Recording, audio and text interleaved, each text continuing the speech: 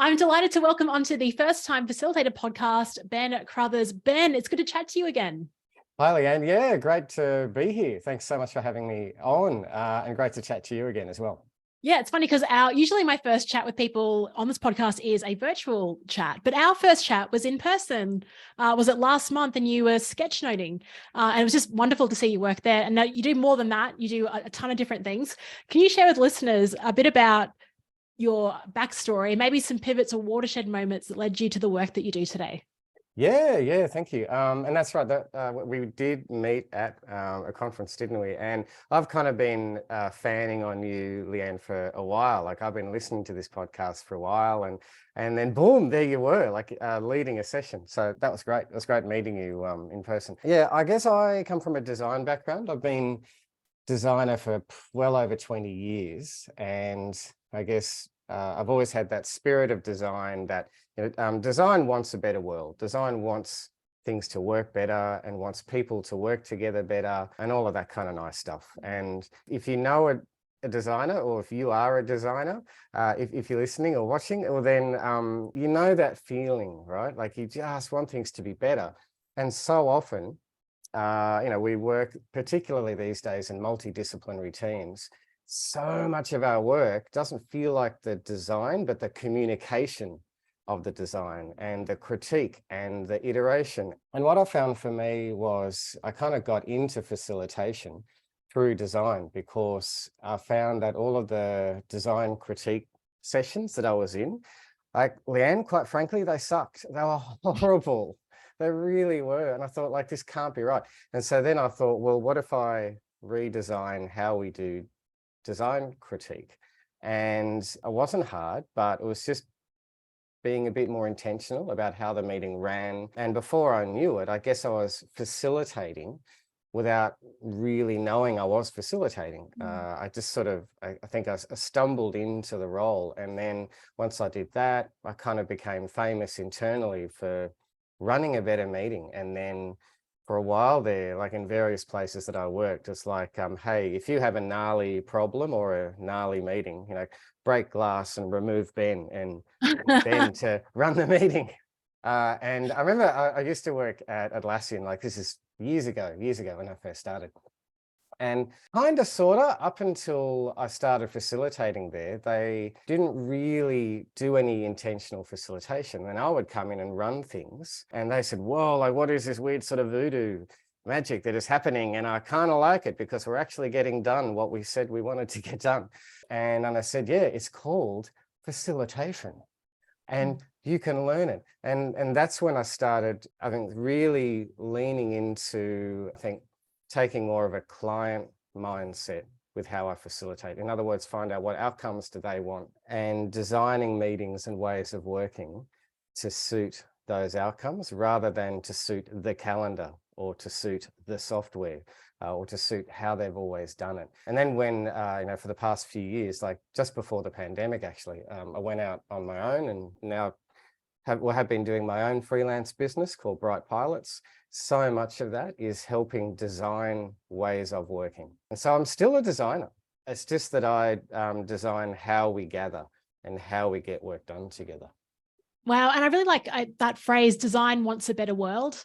And I think that's really about, like, when I really draw this podcast to a higher level, yeah, it's about workshops, but it's really about creating better moments and creating a better world. I want to ask you that question around when we go to meetings that are unintentional, and you use the word like they kind of sucked. And some of this, this podcast was also driven by going to sessions where I'm like, this could be done better. And, it still happens, right? There's still just awful kind of sucky meetings. Not anyone, anyone listening to the show, you're okay. But like, what do you think it is? Like, what's the difference? Like, is it just because people are busy? Like, what's going on? Why isn't there intentionality? Why isn't there? Yeah. Yeah. Oh, I kind of walked into that one, didn't I? I think, okay, here's my pet theory.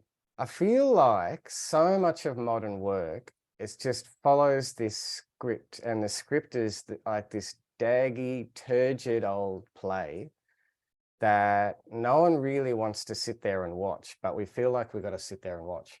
Or maybe another way to think about it is, the good old play, Waiting for Godot. And the whole thing is like two characters walk on stage at various times and they just talk about nothing.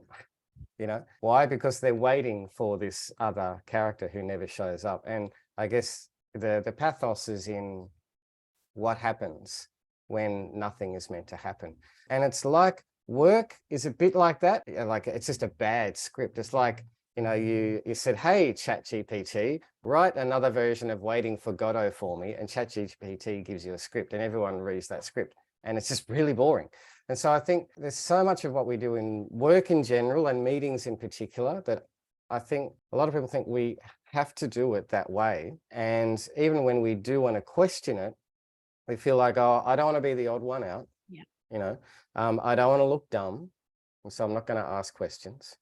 And we keep holding ourselves back. And if only, you know, more and more of us just didn't hold ourselves back. And I'm not saying, you know, go in screaming and being nasty about it. It's not that at all. But just ask questions, ask probing questions. And then maybe we can find out to say, hey, maybe we don't have to run the meeting this way. What if rather than you come up with the agenda, what if we all come up with the agenda?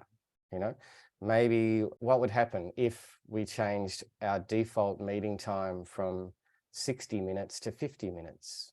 Can we try that? And I think the more we do that, the more we find, oh, we can actually drive this bus called work.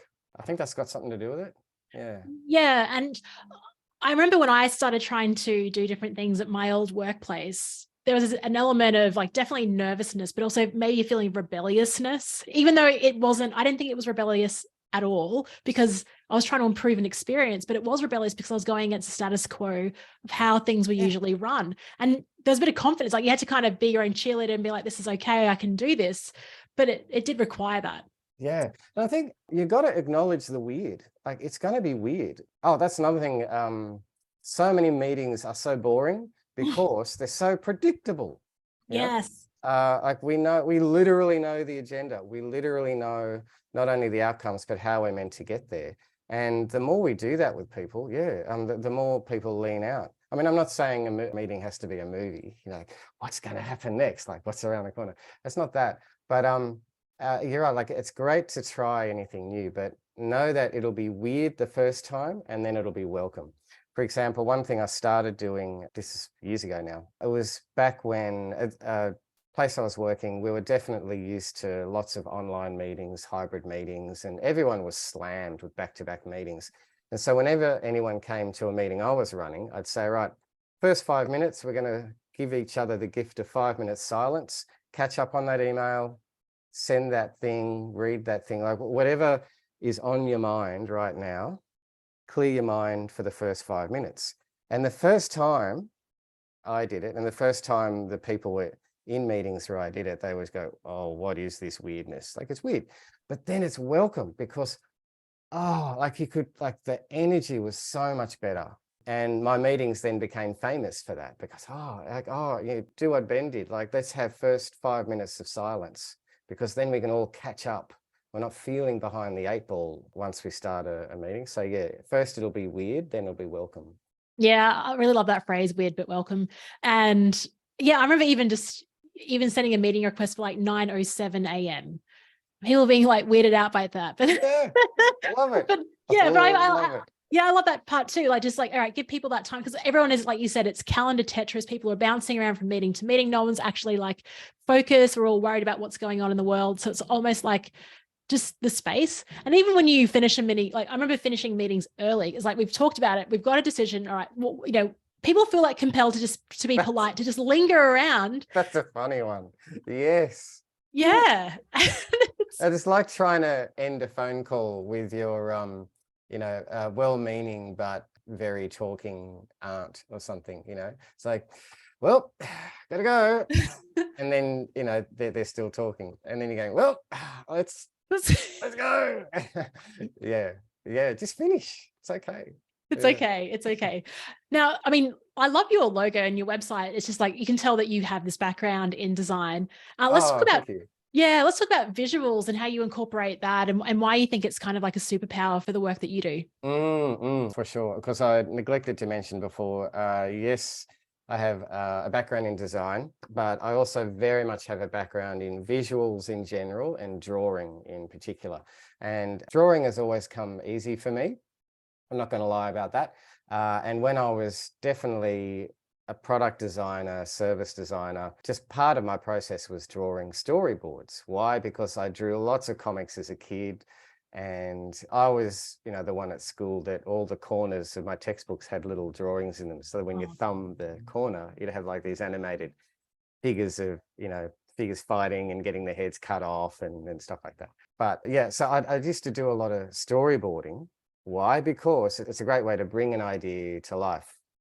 And I mentioned the design critiques before. I definitely show these storyboards just to set the scene, to set context, and that let people give more accurate feedback. And from that, I found I just had an affinity to be up at the whiteboard drawing while people were talking in a meeting. So it's just very natural for me to visually record. And so that's how I kind of stumbled into this field of graphic facilitation and graphic recording or scribing. So for anyone who's not sure what the difference is, graphic recording is where me, like illustrator, I'm illustrating, I'm not talking, I'm just listening and I'm drawing, like either on the wall or an iPad. So I'm capturing a conversation or a talk at a conference, just like what I was doing at the conference that we were at. yeah. Whereas graphic facilitation is giving people visual structures so that they can have the pen and draw, so that they have a 2D space, like whether physically or digitally, to put their sticky notes, rearrange the sticky notes. Because, Leanne, the magic about the visuals is, it was Dave Allen, author of Getting Things Done, who said, heads are for having ideas, not holding them. And so much of that kind of meetings is a lot of us try to hold it all in our heads. And it's no wonder that we have problems making decisions as groups and reconciling and prioritizing as groups, because we're trying to hold it all in our heads. And the thing is, we don't have to. We can put it out as a structured space on a wall or on an online canvas like Miro, Mural, something like that. We can make it our own, like we can draw on it, we can make new connections between the pieces. And so that we can start to make sense of it all together, both the ideas together and as a group of people together. And that has always energized me so much. And so I love it's simple drawing. It's not artistic drawing, but I love that simple kind of drawing so much that I think in 2017 now, I wrote a book called Presto Sketching. And that's all about simple drawing to help, particularly with product and service design and teams involved in products and services, but honestly, for anyone at work who wants to solve problems better. And I did a follow-on book called Draw in 4, as in 4, and that's for people who, they want to draw better. They want to be able to kind of draw something in their mind quickly on the fly as a simple kind of an icon. And there's, I think, about 100 things to draw, to practice. Yeah, all of which is to say, I love bringing visuals into work for sure. Yeah, no, that's awesome. And we'll put a link to both of those books in the show notes. You've got others as well. I remember asking you, hey, do you have a book? And you're like, yeah, I've got 4 books. It's like, okay. Wow. Right. 3. I got 3. One on the way? One on the way. Yeah. All I'm right. pregnant with a book. Yeah. I've got to ask you a question around the whole graphic recording space, because you work with, you go to so many different conferences. I'm sure you're an expert on everything now, because you're basically recording all this information and synthesizing it as you draw. I know a lot to embarrass myself. Yep. Yeah. Are there certain presenters or speakers where it's very easy for you to map out? Like, you can tell the way that they've communicated makes it very easy for you to visualize and map it out, versus something that's a bit more complex and there's 100 points. Like, what are the speeches or sessions where you find there's a lot of simplicity and ease in terms of sketchnoting that? And what do you think they're doing to create that?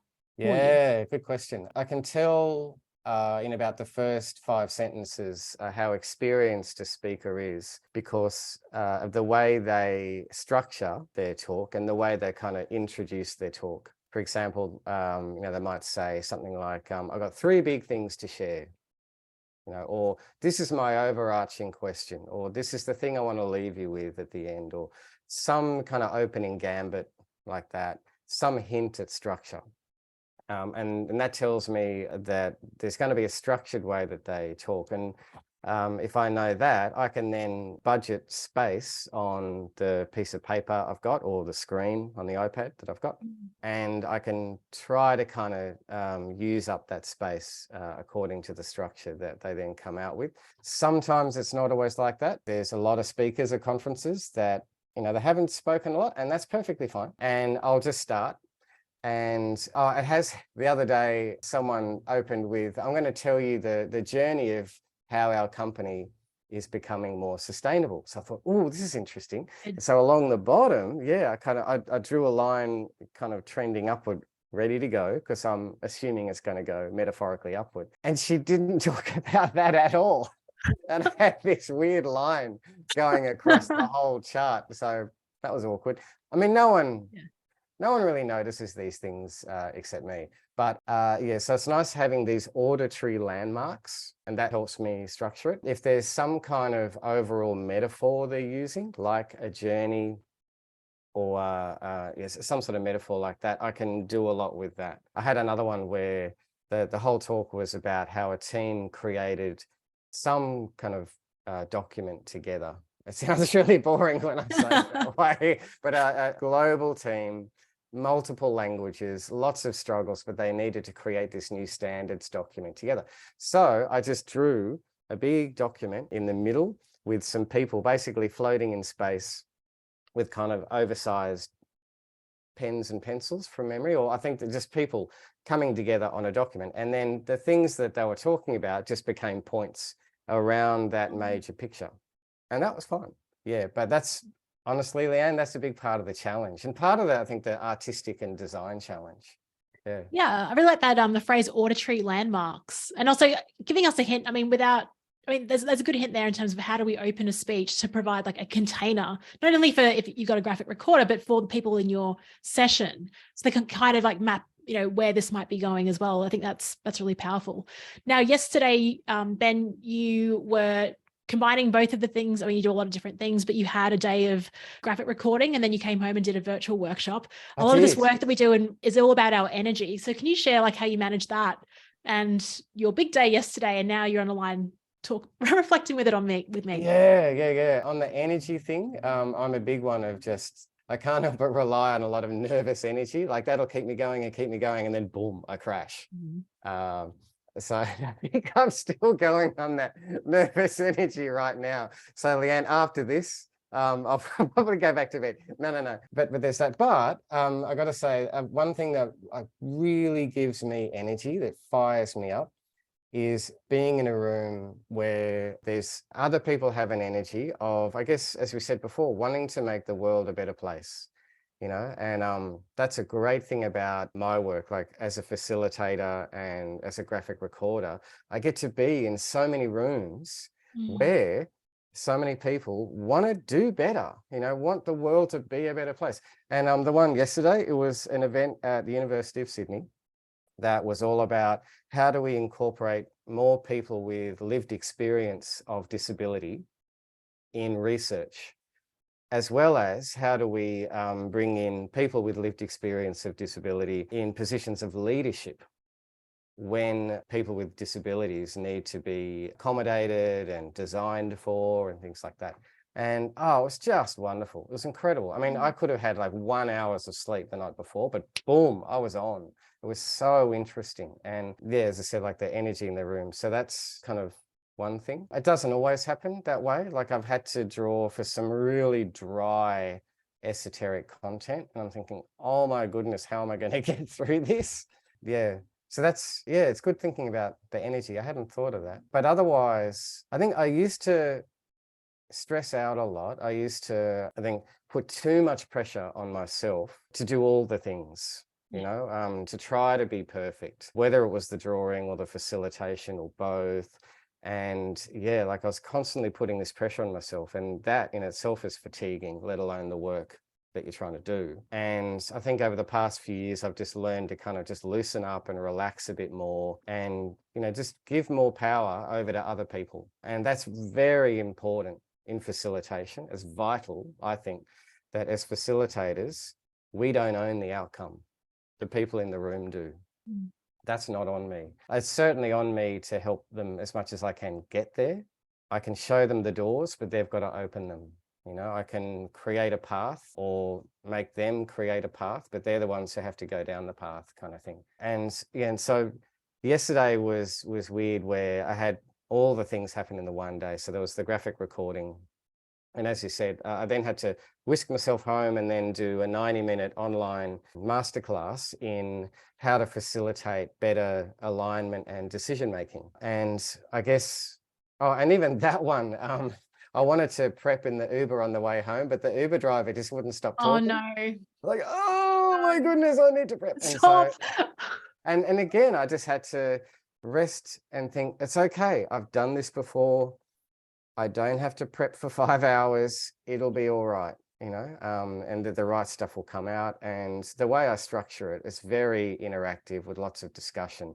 And I tend to kind of flex and change where people's challenges and questions come from anyway. But I certainly still needed a glass of red wine after both of those sessions. Yeah, that's a That's for sure. massive day, because you've got to kind of like compartmentalize and just deal with what's in front of you, and then go, right, recording's over now, headspace. It's funny, actually, in Asia, when they've got Grab over there instead of Uber, and on Grab, you actually can nominate whether you want to talk to the person or not. Really? Yeah. So maybe that's but I mean, that's lovely. Like, that's lovely. The Uber driver wanted to have a chat. Oh, yeah.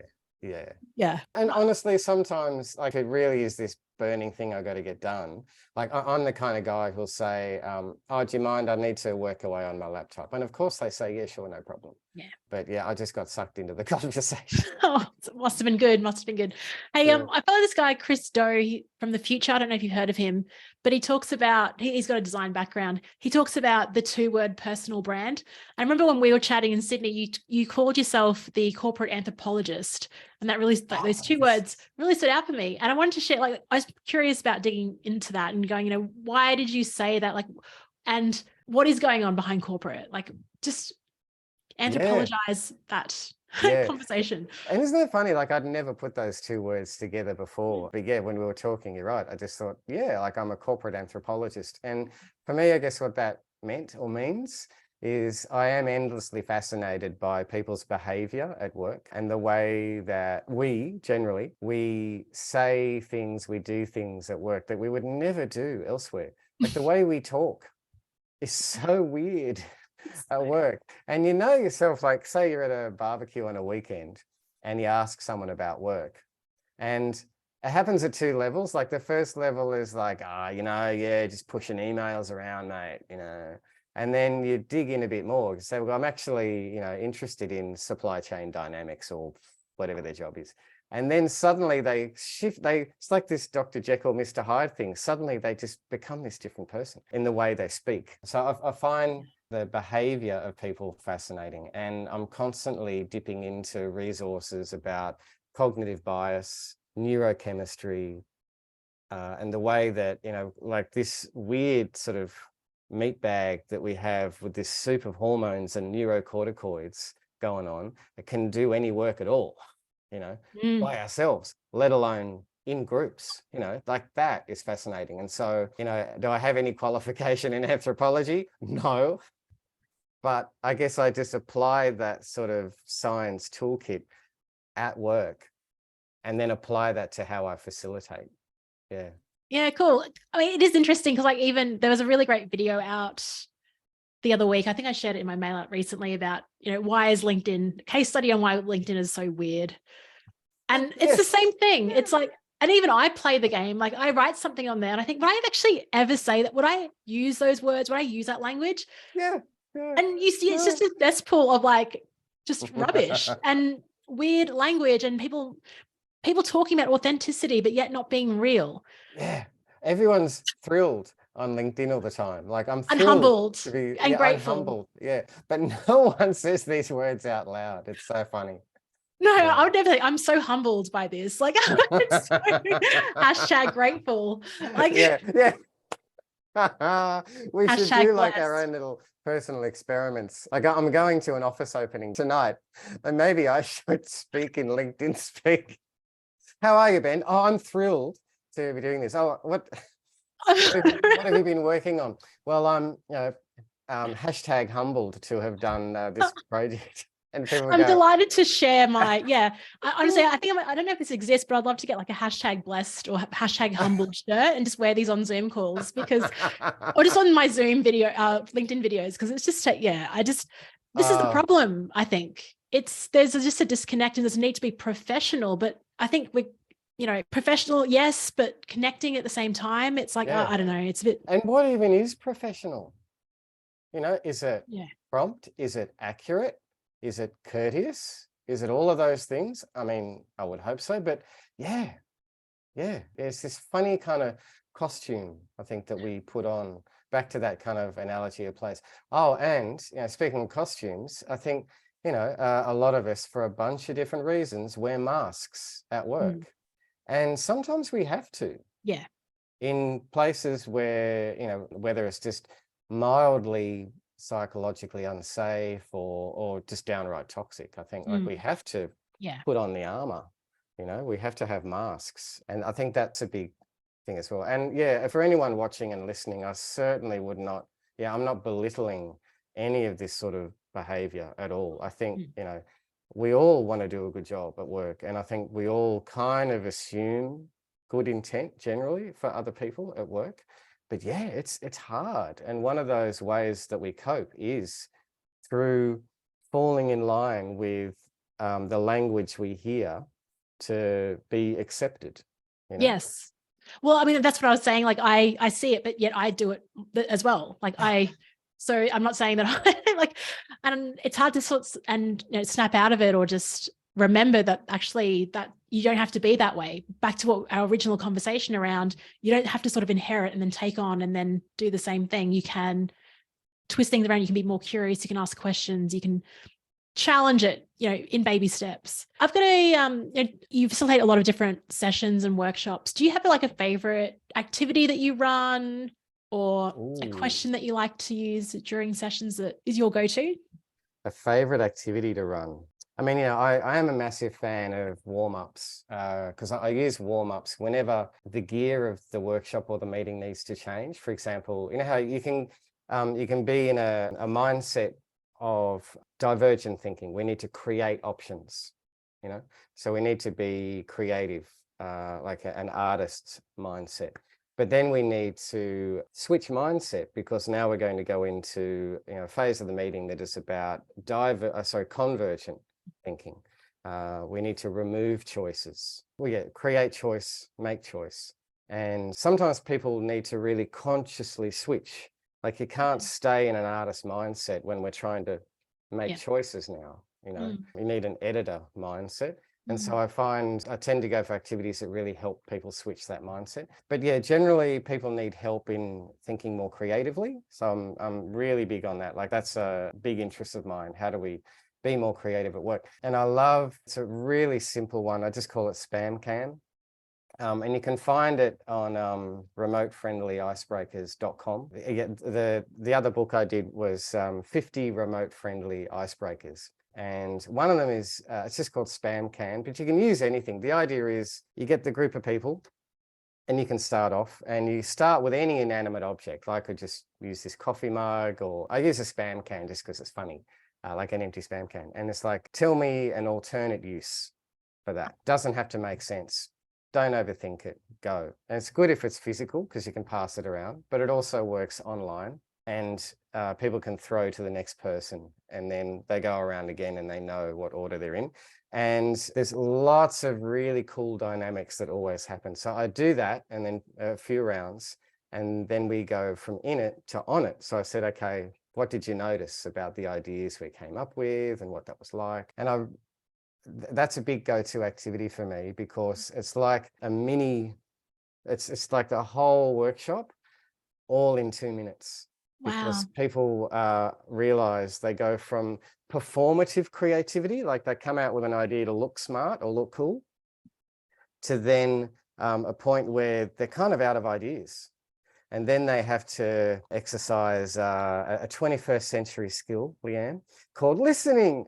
And they have to listen to other people. And it's funny, people go, oh, I was so jammed for ideas. And they're trying to come up with an idea without listening to other people. But then when I tuned into what people were saying, oh, Leanne came up with an idea and that gave me an idea. And so all these little pennies drop for people, and that primes them really nicely to just work better together in the rest of the workshop. So I think that, spam can, or like alternate uses for an object. I love that. Yeah, it's great, because I know what you mean, the performative creativity, because the spotlight's on you, so then you're like, oh, it has to be really good. Yeah. You kind of forget that there's a light on everyone, and then you can actually leverage the group to come up with your idea. That's awesome.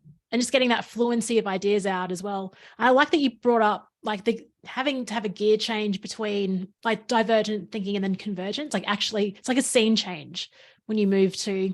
Yes. Yeah. That's a great way of putting it. Yeah. So Ben, do you have any advice for first-time facilitators that are tuning in? Oh, advice for first-time facilitators. I know I said before, be clear about what your role is and what your role is not. Like, you don't own the outcome, they do. But something that really helped me, and I learned it the hard way, like a lot of these things, is call the game as a facilitator. And by that, what I mean, it's like, if you're ever watching sport and there's like a sports commentator, it's like, oh, now Leanne has the ball and it's going to be interesting to see, oh, she's just gone and sold the candy and now she's gone around, call the game. And by that, I mean to say, well, folks, we're nearly coming up to halftime. Looking at the agenda, it looks like we're a bit behind. So what do we do to catch up? How would you like to play out the rest of the agenda to make sure we get to the end? So 2 things happened there. One, you made people aware of where they're all at. And then you gave them the wheel, of the car. And I love those times where, you make people, really aware that it's their hands on the wheel of the bus. They get to drive. Yeah, so don't be afraid to call the game. And that's also nice when, those rabbit in the headlights moments as a facilitator. Yes, I do. Something's jammed and then everyone kind of looks to you as the facilitator and you're going, call the game and say, well, this is interesting. We're kind of jammed, aren't we? What are we jammed on? Or what's not being said? What do you want to do next? It's perfectly fine to kind of not play dumb, but again, just ask them questions about how they'd like to proceed. Yeah, I love that. And one of my, just as a kid, I wanted to be a sports commentator growing up. So the fact that you've brought this in, it's like, oh, maybe I am. I'm calling games as I deliver these workshops. Yeah. Ben, you shared so much in this episode. We've got a link to all your books and everything else. If any listener would love to contact you, reach out, find out more about creativity and talk corporate anthropology, where can we send them? Well, easiest thing is my name, bencrothers.com. That's very easy. And so that way, like if you just want to pick my brains, or if you just want to contact me to sketch out some strategy or do some graphic recording at your event, or ask advice for a particular agenda that you got to put together for an offsite, or training, you want some training, that's the easiest thing. Just go to bencrothers.com. Otherwise, check out brightpilots.com. That's my business. So bright as in we want a brighter world. Pilots as in, that's what facilitators are. We take people from A to B, and tell them to, actually, no, we don't tell them to sit back and relax. They're not meant to relax, but yeah, so brightpilots.com, because I've got free resources on there to help facilitators. And there's other tips and things that I write about in the blog on there. And you can get a flavor for the services that I provide there. So bencrothers.com or brightpilots.com. Yeah. Amazing. Link to both of those. And Ben, I'm sure we could talk for longer. We'll keep the conversation going. Thank you so much for being on the show and sharing all your insight. It's been tremendous having a chat. Absolute pleasure. Thanks so much for the opportunity, Leanne. Enjoy the rest of your day. Thank you. Bye now.